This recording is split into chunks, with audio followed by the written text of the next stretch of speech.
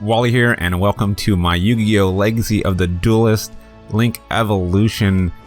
Man, that's a lot of words. Playthrough for Nintendo Switch. I love Yu-Gi-Oh! Haven't played it in like 15 years, so let's do this. So I already started playing a little bit, but I'm going to start from the beginning because you can just grind over and over again in the campaign. And if you're a fan of the first Yu-Gi-Oh! Series, like I didn't watch any of these other ones, but if you're a fan of the first Yu-Gi-Oh! Series, this is going to be very familiar to you. Okay, let's just head back up. Let's start with the Duelist Kingdom. Let's see how this story starts. Loading Yu-Gi-Oh! Histories. Thank you, Robot Man. The story of Yugi Moto begins at Dominio High School, where Duel Monsters, the hottest card game in the world, was all the rage. Yugi was the best duelist around, and his friend Joey wanted desperately to learn how to duel as well. So our history, let me backtrack that. So our history of Yugi Moto starts with Yugi teaching the rules of Duel Monsters to Joey as their friends Taya and Tristan watch. Hey Joey, Eartha Joey, it's your turn. I'm not gonna do a Yugi voice. Isn't he cute when he's thinking? But I can hear all their voices while I'm doing this. I remember their TV show voices. Hey Tristan, Yugi here is teaching me how to play Duel Monsters. Dueling Monsters? Duel Monsters, you Nimrod. They've been at it for hours. Joey's starting to get the hang of the game, but Yugi's like an expert. Okay Yugi, it's time to duel. Alright. I believe this is just like a tutorial stage to teach us. Yeah. Wow, what a stirring intro. Sure can spin a tale. Greetings, duelist. I am Informate, part of the virtual game simulator. I've been programmed to teach you proper dueling rules, so let's get started and walk you through the basics. In this scenario, you will be taking on the role of the legendary Yugi Muto, my bad, facing off against the not quite as legendary Joey Wheeler. Ooh, no love for Joey. No love for Joey at all. Alright Joey, you and me, duel, round 1. Let's get this in. First, let's learn how to summon a monster. Monsters are summoned into the monster zone. Monsters can be summoned in attack position or set in the monster zone in defense position. A monster in attack position is placed vertically, and a monster in defense position is placed horizontally and face down. Let's set a monster. I can do that. Select it. Got it. Set it. I am a pro already. Now let's open the phase menu and select end phase. Of course. One thing at a time. Come on, Joey. Throw some cards down. Oof. Flame monster. Ha! Surprise, Joey. That's what you get for being a little too brave. Okay, what is that? You survived your first attack. I sure did, Informate. You might have noticed that Joey attacked you and you wound up hurting yourself. Oh, I'm sorry. And you wound up hurting himself. I can't read. You might have noticed that Joey attacked you and wound up hurting himself. I gotta learn on that, learn how to read. Let me explain what happened. When a monster attacks a defense position monster, the attacker's attack value is compared to the defender's defense value. If the attacking monster has a lower value, the attacker's owner takes damage equal to the difference. If the attacking monster has a greater value, the defending monster is destroyed. Next, we will play a spell card and trap card. These cards are played in the spell and trap zone. Green spell cards can be played right away, but most can only be played on your main phase 1 or 2. You can also set it and activate it at a later time. Good rules. Alright, all monsters you control gain 200 attack during your battle phase only. So am I activating this? Sure am. Pink trap cards can be activated on your turn and during your opponent's turn, but you must set them face down on the field first. You cannot activate a trap card in the same turn that you set it, but you can activate it anytime after the start of an opponent's turn. So as they sound like they're traps. They're not something you use immediately. Now let's get ready to attack. Let's switch my dragon to attack position. Finally, I'm going to be doing stuff. Now let's summon Ninkendog in attack position. Sure. Ooh, 1800 attack. That's pretty strong. Am I going to get that 200 plus, right? Our attack is all set up. Let's switch the battle phase and attack. Yes. That's going to get 200. So it'll be 2000 to 1850.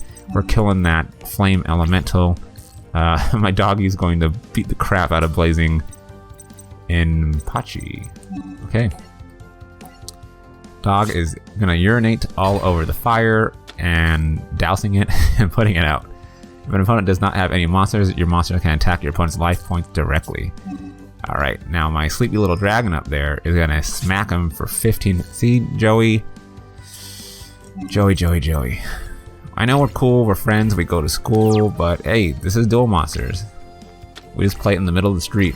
As I just noticed, look at the background. Why are we just dueling in the middle of the street like we have our cards out? Cards are gigantic. Alright, Joey doesn't stand a chance, let's clean his clock. On this turn, we will summon another monster. Up until now, though, we've only used monsters at level 4 or below. In order to summon a monster that is 5 or 6, you must tribute 1 monster. Setting a monster on your side of the field to the graveyard to summon a high-level monster is called a tribute summon. Let's tribute summon Gravi Crush Dragon. Now, I'm loving these names. These names are awesome. So this one's at level 6, so I will have to get rid of 1. Are you going to tell me who to get rid of? Because I want to choose myself. I'm going to get rid of this. They want me to kill my dog, but he's the stronger attacker. That makes no sense, computer. Alright. If you read the card description on the left there, you can see your Gravity Crush Dragon has an effect. Let's do that now. You can send one face-up continuous spell card you control to the graveyard. Then target 1 monster on your opponent's control, destroy that. Oh, yes. Please. Please. I'm going to activate the effect. I'm going to toss that away, and then I'm going to kill mystery card. Now let's chain the effect to bring back the dog from the graveyard. Okay. How am I doing that?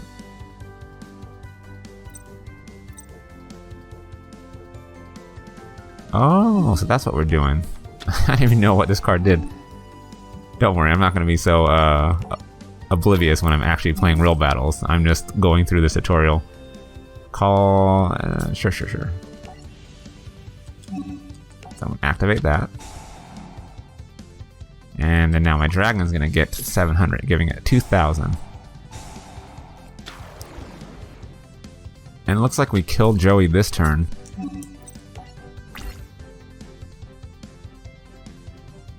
Alright, attack. Take that 18. Attack, take that 2k. Attack, take the 2400. Wow, when you look at that, it's his exact life points. Exactly. Alright, what? A card that powerful totally wipes me out? Whoa, you stink at this game, Joey. Tristan is not holding anything back. You did fine, Joey. I just have better cards. So basically, Yugi's like, you're poor, Joey. You're poor because I can afford better cards than you. My grandpa owns a game shop. Oh, never mind. He has the hookup. And I get all my best cards from him. Your own game shop? What are we waiting for? Let's go. Okay, maybe I can even get my grandpa to show us a super rare card he's got. Little did they know that someone was listening in on their conversation like a creep. Someone who was looking for a very rare card to add to his collection like a creep. Did we say how Seto Kaiba is kind of creepy? Alright, this is sweet. New card awarded, new card awarded, new card awarded, and 1186 duel points. And these duel points are really cool because this is what we're going to use to buy more booster packs to get more cards. But before we do that, let's hop into an actual battle finally after that, like about 9 or 10 minutes. The heart of the cards, first real battle. It's a historical battle, so we're going to play with the actual deck that Yugi used in the TV show. So that afternoon, Yugi and his friends went to Grandpa's game shop. Yugi wanted to show his friends his grandpa's prized possession. Because yes, Yugi is a show-off. Gramps, could you show my friends your awesome super rare card? Dang, this dude gets straight to the point. Rare card? You mean my special card? Yes, Gramps. Solomon Muto. Please. Haha, how can I refuse? You kids are in for a treat. I don't take this card out too often.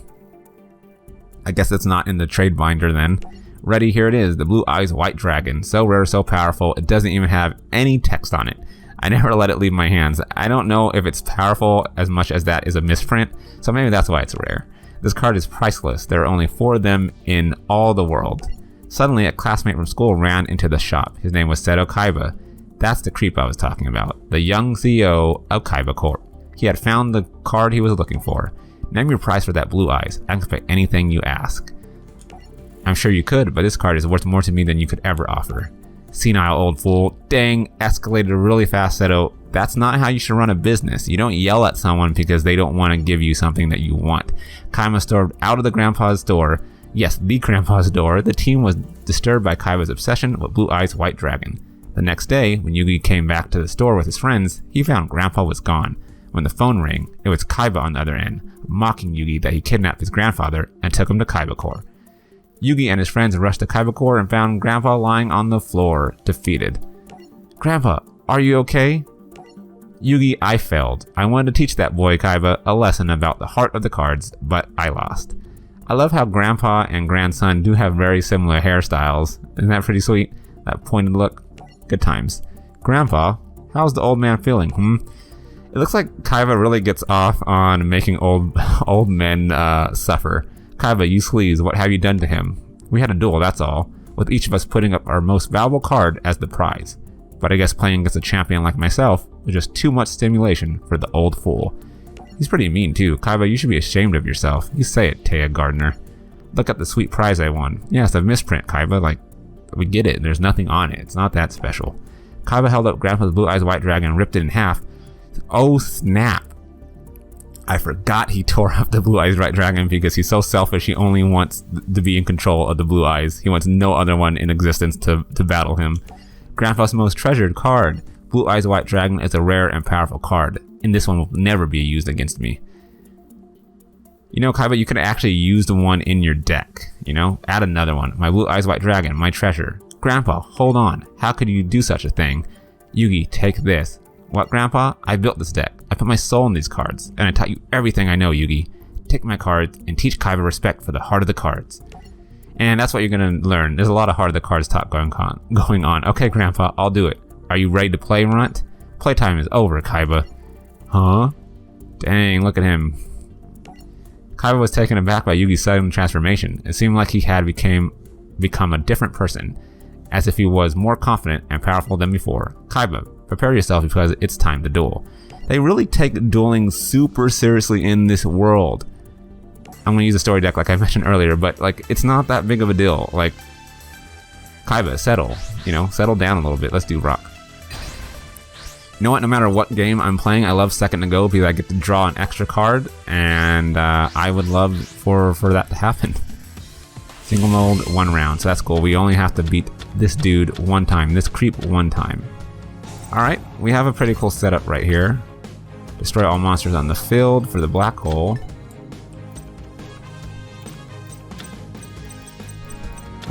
This Swords of Revealing Light stops them from attacking for 3 turns.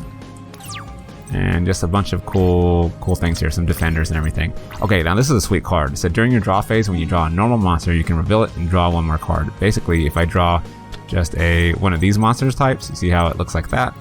I can draw an additional card, which allows me to get through my deck faster. Right now, I am going to set this because it has 2,000 defense, and I always like using the Mystical Elf as a defender. And I think that's probably it for this turn. You can only put 1 monster down a turn, and I don't really want these on the field because these are my my backups, just in case, you know, he pulls out his Blue Eyes or something crazier. And so far, I have no idea what he has on his side. Okay, this one's not too bad. 1200 attack. I hope he tries to attack me. Take that 800. Take that 800, Seto. I mean, you're freaking, you know, elderly abusing my grandpa. The least you can get is some damage done back to you. Draw 3 cards, then discard 2. Now this is a gamble, because I guess I can get rid of these 2. I mean, this one's really cool because I can negate battle damage, but I kind of want to get through my deck fast. Alright, so yeah, we'll do the thing. We'll get rid of that one. And no. Oh, see, you have to be careful sometimes. I got rid of one of my best cards. Destroy all monsters. Like an idiot. I feel like a goof for that. Alright, let's just set this. This one's pretty cool, but once it dies, I can grab a monster with 1500 attack or less attack and add it to my hand. And there is a super cool win condition for Yugi in this deck, where if he collects 5 cards, you can automatically win. So, you know, sometimes I want to go for that. Is this Blue Eyes? Is this Blue Eyes time? It sure is. That's what would have been really cool if I had that black hole that I threw away. Remember, kids, don't throw away your strong cards. Learn from my mistakes, or your elves will die. See, I wish he would have killed this thing right here. Alright, so this is the Heart of the Underdog card. It's a normal monster, allowing me to draw an additional card. And it keeps on going if I get another one, sure. I'm just going to keep on going until, you know, I'm forced to stop. Alright, so this is neat. Now I can add a second one, and I'll be drawing 2 additional cards. So this story deck's pretty sweet. It's a pretty cool pre-made deck because it's all about drawing as many cards as you can get. I kind of want that to kill this thing, so I'm not going to do anything with that. But I can only have, I think, 6 cards at the end of the turn. I know what I'll do. I will activate this. I'm going to put this nobody on the ground. I don't really care. Next turn, I will Tribute Summon, as we learned. Both of those in order to get this Dark Magician out. So that's the play right now. And I'm down to 6 cards. I did not have to discard. But the play is to Tribute both, put Dark Magician out, and then I guess put this down as a defender. Unless I draw something awesome. Sure. So again, now that I have 2 out, I can do it twice, which this is pretty cool. I am really going to go for that other win condition. I have to collect those 5 cards. I haven't got any yet. So that's sweet. So I will put that down. Keep that one in my hand. Let us summon the Dark Magician as planned. And that effect is going to go into play right there. I'm surprised I haven't got any of the 5 pieces. So the card is Exodia. It's supposed to be this awesome, mythical, godlike creature that if you collect all 5 parts of Exodia, you automatically win. And that's who I'm talking about. Exodia, the Forbidden One. Collect, you know, his 2 legs, his 2 arms, and his head, and you win. And all you have to do is hold on to them in your hand. So right now I only have 1 piece, so it's not really looking that good, but I still have, you know, 2 of these to prevent him from attacking for multiple turns. I summoned something, so I think I'm going to have to... Let's see. I'm going to have to get rid of 2 cards, so I'm probably going to go with Gaia the Fierce Knight and Celtic Guardian. Yeah, that's the play. So let's do this slowly so I don't get rid of my Swords of Revealing Light. So that's what happened. It resets back to the left. Silly game trying to trick me. Man, this is kind of tense. I love it. I know, have you played Yu-Gi-Oh, you know, digitally, video games? Or have you played it, you know, different versions of the actual card game? You know, let me know in the comments. I would love to hear about it. Because like I was saying, this is the first time I've played it, a digital version, or Yu-Gi-Oh at all, in about 15 years, I think. So I have 1 more turn, and after that is up, I'm going to use another one. But until then, I'm going to have some defenders out. I'm very curious. I really want to attack that, but right now everything's going my way, and I do not want to, you know, test Seto over there. Alright, Seto, what do you got? You got 2 of the blue eyes. Alright, so now it's time for me to step it up. Heart of the Underdog? Sure. Let's do it thrice. See if we can get all the rest of the pieces of Exodia to win this.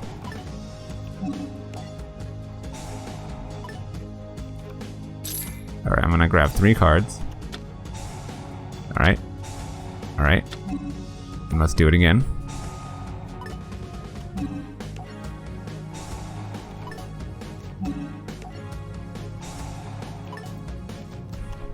I just gotta make sure I don't try to overdraw. Alright. 1, 2, 3 pieces. 12 cards left. I thought this is cool. Like Yu-Gi-Oh, there's so many different ways to actually win. And I'm not going for a damage win. Like I said, I'm going for Exodia win.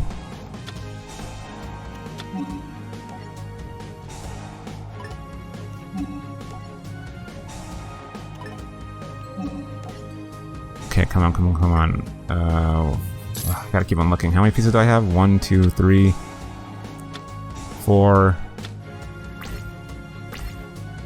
Alright. So let's just start using cards. I'm gonna activate this. Destroy all monsters your opponent controls. So I hope that was like pretty interesting. Because I drew pretty much my entire deck. And he's getting more life, like I said. This is not a life battle. Let's clear that field up.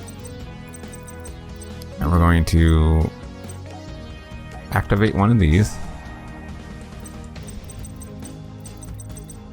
Let's activate Monster Reborn.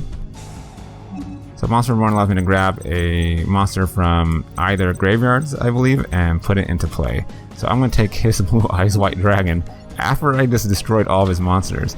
You know, I can actually kill him.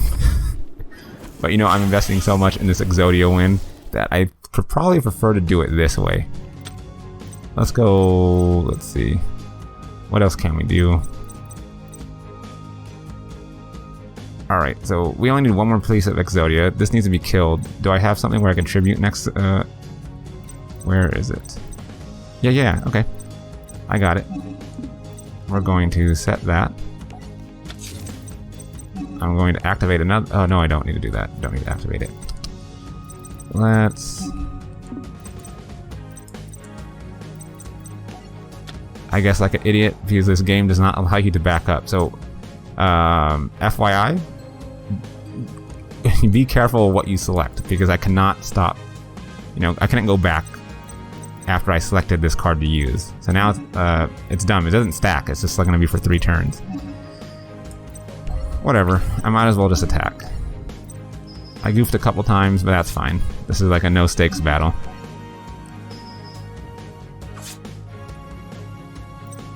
Alright, just in case. But now that means I'm going to have to get rid of a lot of cards, which is also fine. We're going to get rid of you. You. You. Little Impy. No, I want to keep you. Toss you. Let's toss. I'm getting down to some that I don't want to get rid of. Okay, I'll get rid of you. And we'll have to get rid of you. And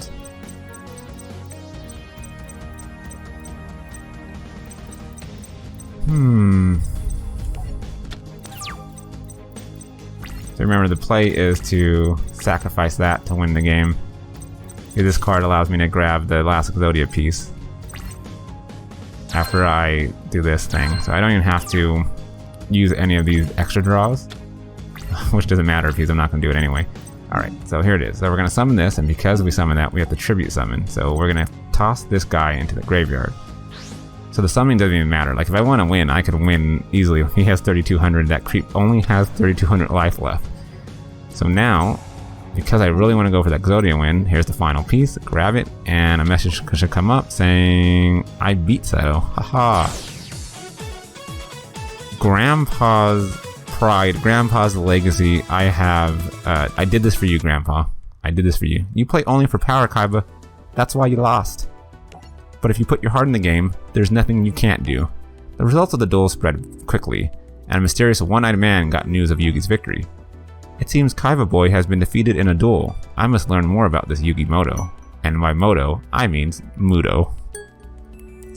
Alright, so that was the duel with Seto Kaiba. I got awarded a new card.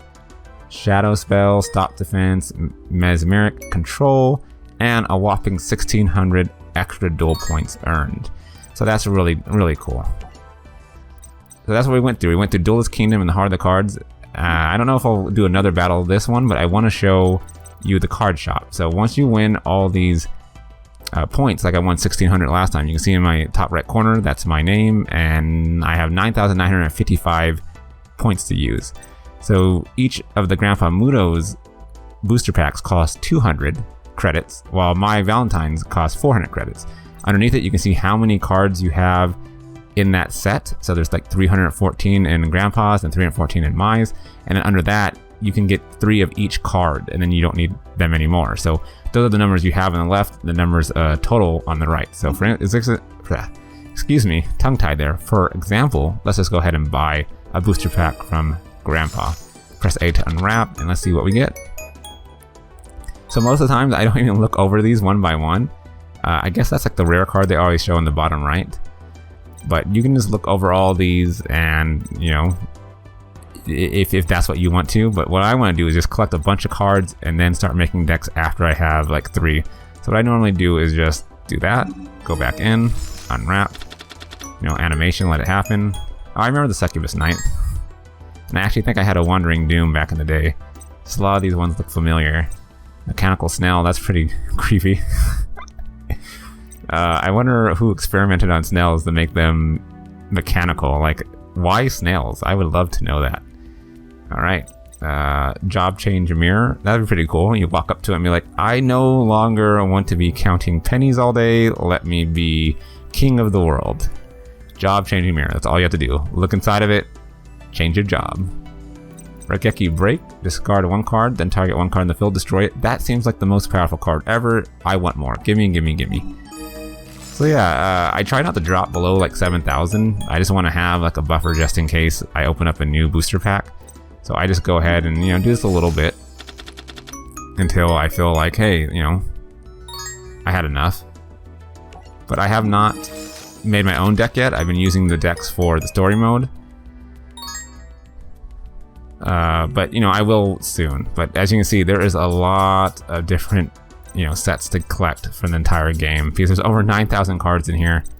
And I can't wait to unlock them all, because this game seems pretty long. There's a lot of different series to go over, and I'm only on, you know, we only covered these two. And I think in the next one, I'm going to try to get over, you know, try to finish the Ultimate Great Moth, the Harpy Lady, and Attack from the Deep. I'll try to do 3 next time, at least these 2. But yeah, I hope you enjoyed this. I mean, does it bring back fond Yu-Gi-Oh memories? If you're a Yu-Gi-Oh fan like I was, like a lapsed Yu-Gi-Oh fan, did you play Yu-Gi-Oh before? You know, let me know all your Yu-Gi-Oh love in the comments. You know, I would love to read them and to respond. Like always, I hope you enjoyed watching this playthrough. I hope you enjoyed listening to me ramble and poke fun at these different characters. And I'll see you in the next video.